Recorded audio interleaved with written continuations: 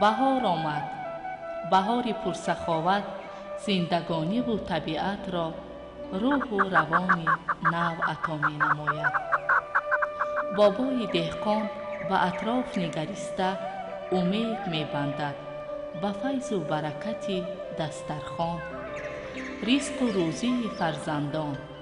شکر می گوید با تحمل، اندیشه و اخلاص، نیتی پاک و آرزوها.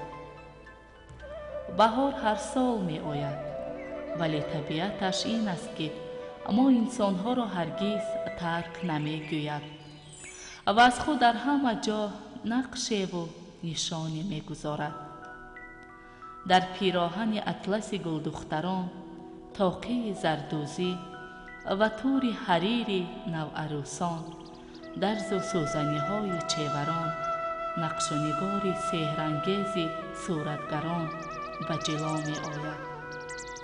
ای آدمان، بهار فرا آمده است.